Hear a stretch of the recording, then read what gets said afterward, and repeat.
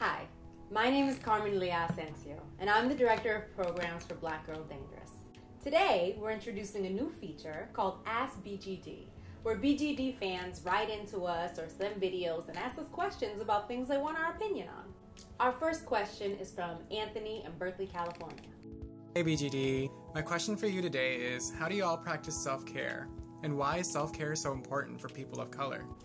Yes, this is a question that I have been wanting to talk about for a little while now. Whenever people talk about self-care, of course, the quote that comes to my mind is Audre Lorde's quote, that self-care is not self-indulgence, it is self-preservation.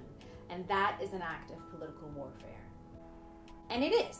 It indeed is. My life changed when I was able to begin to focus on self-care, and that was super important. And I could sit here and list for you all the different things that I did for self-care, but I'm not actually sure that's what's going to do it. I'm not actually sure that is what is going to create some little light bulb in your head. And so what's been coming to me, as vital as self-care is, especially when you aren't valued in a society, is that there's another conversation we need to be having in addition to the conversation about self-care. For me, at a certain point, what happened is that my self-care became a band-aid for the fact that I actually wasn't happy, and what I was doing didn't make me feel alive. It didn't make me feel joyful. So I needed all this self-care because I was just exhausted because what I was doing didn't nourish me. I've written a lot about and I talk a lot about the differences between the things we do to survive and the things we do to get free.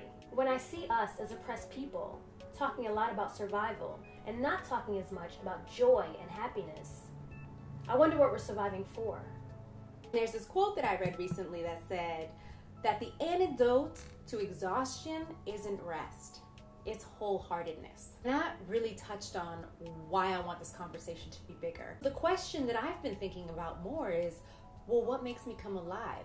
What makes me happy? Which a lot of us have not been trained to ask ourselves. This isn't to say that we don't all have things that we have to do that don't bring us joy, that take a toll on our minds and our bodies and our spirits. The struggle is real. Even with oppression, and of course that's going to come, and we will need to respond with self-care when we get knocked down, but there's something deeper than that that I think can lead to a greater sense of freedom. And then the question becomes not only what makes me feel joy, but how do I be accountable to my joy?